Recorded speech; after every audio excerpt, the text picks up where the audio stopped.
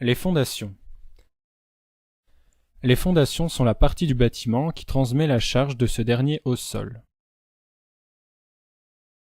Le choix des fondations va dépendre de la nature du sol, des charges qu'elles devront supporter, de l'environnement, la nature des agents extérieurs qui altèrent la résistance du terrain.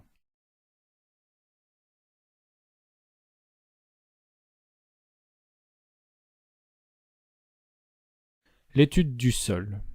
Elle va permettre de connaître la constitution du terrain.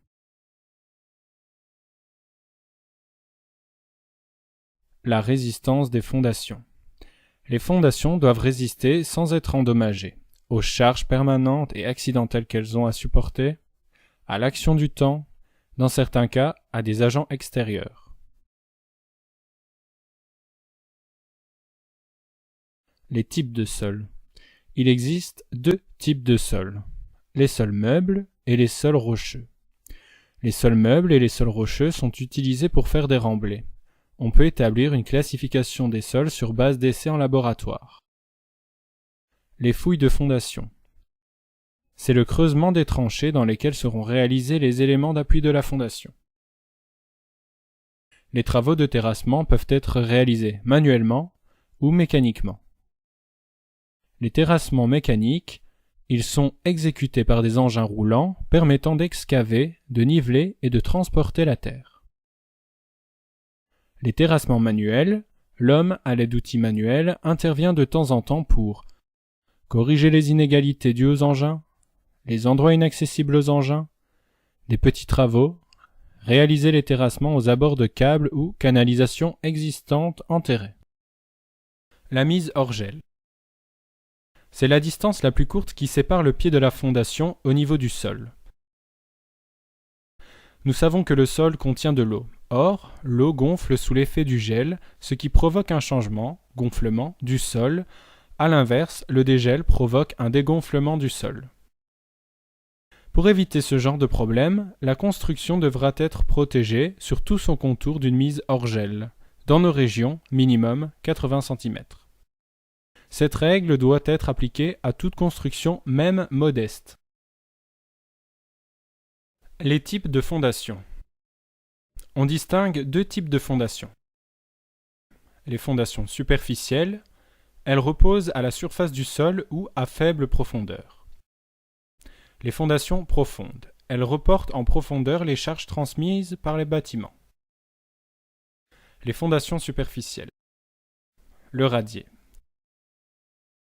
Le radier de fondation désigne une dalle de béton mise en place sur toute la surface de la maison à construire. Il permet de répartir les charges de la construction sur le sol. La charge de la maison est répartie sur une plus grande surface que dans le cas des semelles de fondation. C'est donc une méthode utilisée lorsque la qualité du sol n'est pas suffisante. Le radier constitue une fondation solide et fiable. Un radier est relativement rapide à réaliser par rapport à d'autres techniques de fondation. Il n'a pas besoin d'être installé à une profondeur trop importante, mais tout dépend des résultats de l'étude du sol. Les étapes pour la réalisation d'un radier sont l'excavation du terrain, le sol doit être creusé un minimum afin de construire le radier sur un sol dur.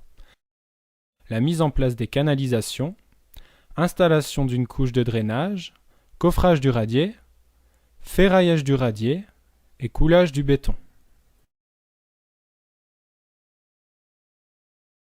La semelle filante. Une semelle filante est une semelle qui est continue. Elle a une base plus importante que le mur qu'elle supporte. Si le sol n'a pas une résistance suffisante, on dispose les armatures dans la partie inférieure de la semelle en prenant garde de laisser un espace suffisant afin de respecter les conditions d'enrobage. Dans les terrains en pente, les semelles sont construites en gradins pour limiter le terrassement et l'utilisation d'un trop grand volume de béton.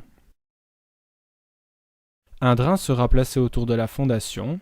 Le drain utilisé peut être soit en PVC, soit en béton, et il est disposé avec une légère pente pour permettre l'écoulement des eaux et va lui aussi servir à protéger la semelle contre un excès d'eau. Les étapes de la réalisation sont creuser la tranchée, ferraillage, armature disposée sur des écarteurs pour l'enrobage, ferraillage des poteaux, raccord des armatures et coulage du béton. Fondation sur plot ou semelle isolée. Il s'agit de plots ou semelles en béton armé, coulés en général dans une fouille creusée dans le sol, souvent de dimension carrée ou rectangulaire. Parfois on place un plot en béton armé préfabriqué sur un béton de propreté à fond de fouille.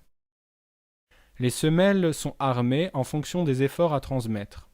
Si la semelle est la base d'une colonne en béton armé, l'armature de cette colonne doit être reliée à l'armature de celle-ci.